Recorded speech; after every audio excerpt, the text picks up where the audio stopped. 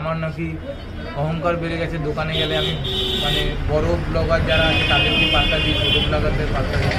তো কম বেশি যারা আমার ক্লোজে আছে তারা জানে মাঝখানে আমি একটা বিষয় নিয়ে খুব ডিপ্রেশনে ছিলাম। আমার একটা অন্য একটা কেস পারিবারিক, হ্যাঁ পারিবারিক বিষয় না, ব্যবসায়িক একটা ইয়ে হয়েছিল বলে আমি মন মরা থাকতাম, আমি একটু ডিপ্রেশনে থাকতাম।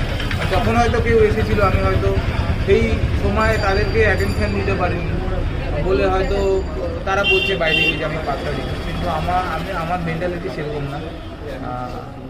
আমি ছোটো থেকে বড় সবাইকে টাইম দিই, সবাইকে টাইম দিই। আজকে এই বিজির দিনেও আজকে অনেক মানুষ এসছে, এই দাদা এসছে, হ্যাঁ দাদা প্রথম এসছে আমার দোকানে, দাদাকে টাইম দিয়েছি কিনা দাদাকে একবার জিজ্ঞেস করুন, দাদা সোশ্যাল ওয়ার্কার।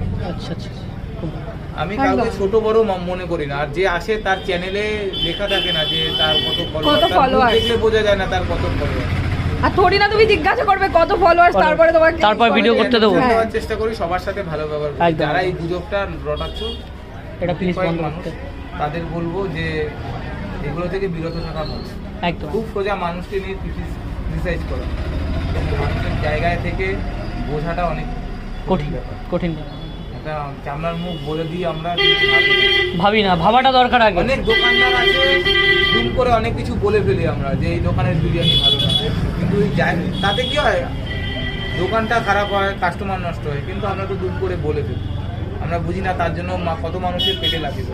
আজকে যদি কোনো কিছুতে কেউ একটা মন্তব্য করলো যে আমেরিকান দাদার বিরিয়ানি ভালো না, খাওয়া যায় না, এই ইম্প্যাক্টটা আমার বিজনেসে পড়ে। আর আমার বিজনেসটা শুধু আমার বিজনেস না, এর পিছনে রয়েছে আরও 7-8টা মানুষের পরিবার।